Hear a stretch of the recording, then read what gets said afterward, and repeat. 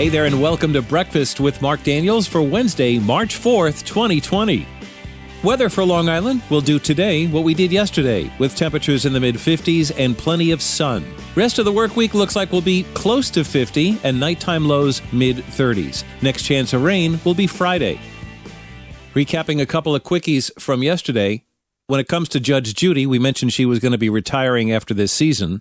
Jerry says, I enjoy watching Judge Judy. She's a little rough around the edges, but she gets the point across. And as far as leaving butter out, never refrigerating it, we had the debate, is it safe to do so or not?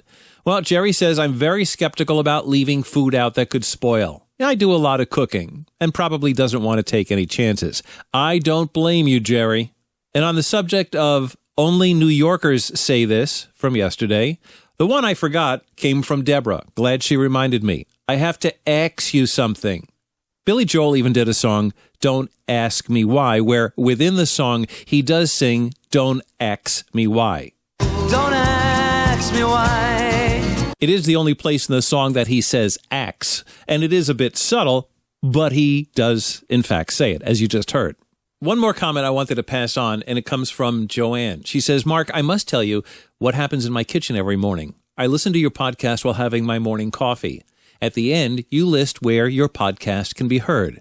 And my Alexa, which sits on my counter, responds with, I'm sorry, I don't know that, when you mention Alexa.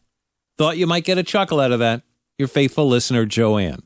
I'm really sorry if I'm messing up your A devices. I'll try to figure out another way to say it.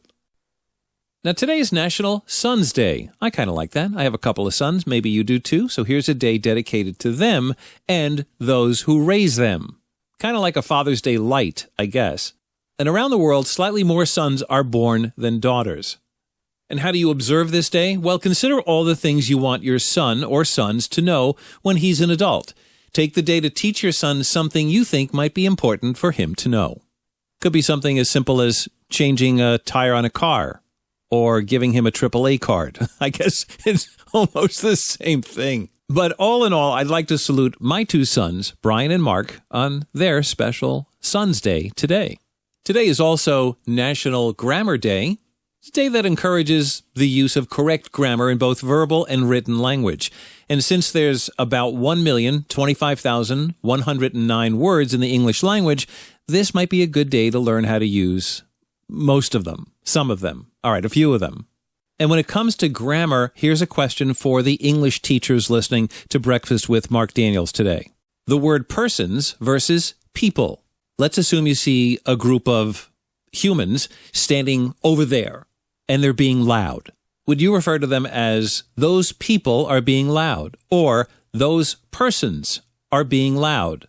I was always taught the use of the word people like this: the American people, the Mexican people. But a small group would be persons. Those persons over there are being loud. Saying the sentence with the word persons is a little awkward, but I think it's right. And if you did use the sentence, those persons over there are being loud, someone else, another person, might look at you cross-eyed. Either way, what do you think is right? You can comment on Facebook, Instagram, or YouTube. And I had to get something about food here for a national day. It's National Pound Cake Day to recognize one of the world's most versatile cakes. You don't see people making pound cake much anymore. I do remember my mom making it quite frequently, but you can often buy it in a grocery store or a bakery. So have a couple of pieces. Wanted to mention that this weekend and next weekend are the, I guess you'll say, the heart of St. Patrick's Day parade celebrations across Long Island, when everybody's wearing green beads, green hats, all dressed up in green somehow. And it just feels good going to a St. Patrick's Day parade because it indicates spring is right around the corner. This weekend, the parade kicks off in Kings Park on Saturday and Huntington on Sunday. The following weekend, March 14th and March 15th, way too many parades to mention. If you'd like to find a list of all the parades in your area, just go to newsday.com and search St. Patrick's Day parades. Just a side note, I was asked to host the Glen Cove St. Patrick's Day parade many years ago, and on the day of the parade, we had a blizzard, and for obvious reasons, they called it off. But no sign of any white in store to ruin your St. Patrick's Day, at least not yet. And for the record, the Glen Cove St. Patrick's Day Parade is scheduled for March 22nd. And yeah, it's still happening. And now a couple of things I found interesting. Interesting because it's human behavior, and unfortunately, they're related to the coronavirus. And one of those things is that countries around the world are advising their individual populations that we have to change the way we greet one another. And the obvious reason, as you know, is to slow down the spread of the virus. And the story I saw online has the headline, "End of the Handshake? Coronavirus Changes Greeting Habits." In China, where the virus is quite saturated, billboards tell people to join their own hands together when greeting others instead of shaking hands. In France, it's very common to kiss on the cheek when you're greeting someone, but newspapers are advising people not to do that. The ritual of kissing statues, kissing the Blarney Stone, kissing statues in Spain, well, that could be banned. And probably the same with kissing the Blarney Stone. In Poland, one of Europe's most Catholic countries, the faithful there have been asked not to dip their hands in the holy water when going in and out of the church, and instead make the sign of the cross. There are so many others, but I'll get right to the USA here. NBA stars have been given a series of recommendations, including that players interacting with fans should bump fists rather than high five, and avoid taking such items as pens, balls, and jerseys to autograph.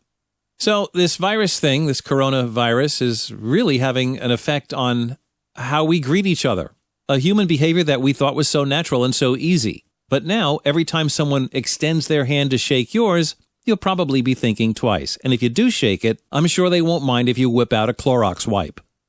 And the other kind of behavior that's being affected by the coronavirus is, I guess, a behavior that we're familiar with here on Long Island, and it usually comes a couple of times a year when they predict a blizzard or a hurricane or major weather problem. And that behavior is panic buying. And I guess it's in fear of being quarantined and not being able to get out to the store. Listen, I don't want to contribute to this panic buying thing, but it is worth noting. And I suppose, in my opinion, it's really too early. It would be like panic buying a month before a blizzard. And then again, maybe you disagree. Maybe you are one of those panic buyers. But I'm sure you probably would call yourself somebody trying to be prepared. Okay, fair enough. For me, though, I think it's a little too early.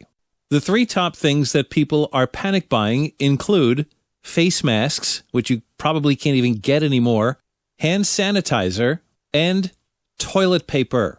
First of all, the CDC has said don't buy face masks to protect yourself from this virus or any virus because a face mask doesn't work. Hand sanitizer, that makes sense. But toilet paper? It's a way different panic buying list than our milk, eggs, and bread that we buy before a major weather event. Just so you know, last time I was in BJ's, which was last Sunday, there was a mountain of toilet paper. I was in CVS picking something up the other day, and there was hand sanitizer all over the place. Maybe this panic buying situation just hasn't really hit home here on Long Island just yet, and I hope it never does. I mean, the last thing I want to do is drive all over Long Island, pulling into every store I know and asking the kid behind the counter, hey, you got any toilet paper? And the last time I actually went from store to store to store was for two items, and we had a really, really bad winter, and it seemed like it snowed almost every weekend. And I would go from store to store because I was desperate, looking for a snowblower. I'll pay anything. And there was no snowblowers from Manhattan to Montauk. And the other item I was looking for was rock salt, because all of this snow would melt and then freeze and melt and freeze, and had all this ice in front of my house, so I couldn't even find any rock salt. I had a couple of boxes of Morton's iodized table salt, and that's what I used, and that's what didn't work. And other things that people are panic buying include fruit snacks, pet medicine, energy beverages, dried beans, bath and shower wipes, pretzels, yeah, those do fill you up, don't they? Supplements, frozen fruit, and first aid kits and water. Things that people aren't buying include asparagus, mandarins, chili peppers, and celery, by the way, is way down. There's plenty of celery for all of us. So the bottom line is the government is urging us not to panic buy. But I'll tell you this, when I'm in BJ's on Sunday, I'm going to get 2 of those 16 packs of toilet paper. And finally today, according to the New York Post, Apple has agreed to pay up to $500 million to settle litigation accusing it of quietly slowing down older iPhones as it launched new models to induce owners to buy replacement phones or batteries. The suit calls for Apple to pay consumers $25 per phone, which could be adjusted up or down depending on how many iPhones are eligible. They also denied any wrongdoing and settled the case to avoid the costs of litigation.